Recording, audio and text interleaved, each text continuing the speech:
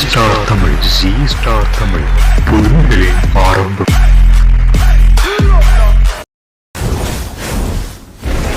ஷங்கர் இயக்கத்தில் 2005ஆம் ஆண்டு வெளிவந்து ரசிகர்கள் மத்தியில் நல்ல வரவேற்பு பெற்று மாபெரும் வெற்றி அடைந்த படம் அந்நியன். இந்த படத்தில் விக்ரம் தன்னுடைய சிறந்த நடிப்பை வெளிப்படுத்தி பல ரசிகர்களை சம்பாதித்தார். மேலும் இப்படத்தில் சதா, பிரகாஷ் ராஜ், விவேக் உள்ளிட்ட பலர் நடித்திருந்தனர். இந்த படத்தின் வெற்றியைத் தொடர்ந்து இயக்குனர் ஷங்கர் அந்நியன் படத்தை பாலிவுட் நடிகர் ரன்வீர் சிங்கை வைத்து இந்தியில் ரீமேக் செய்ய திட்டமிட்டார்.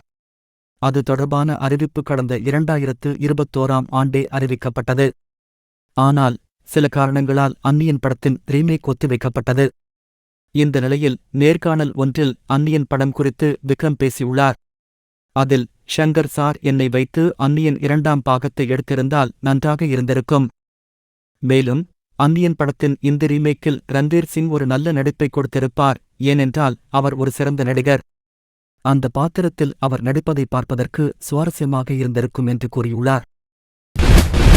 உண்மை செய்திகள், விளையாட்டு தகவல்கள், கவிதைகள், வரலாற்று தொகுப்புகள் மற்றும் மக்களிடம் புதைந்துள்ள திறமைகளை உலகறியச் செய்வதற்கு தடம் பதித்துள்ளது ஜி ஸ்டார் தமிழ்.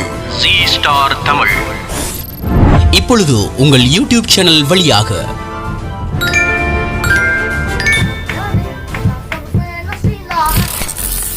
ஜி ஸ்டார் தமிழ், புதுமைகளின் ஆரம்பம்.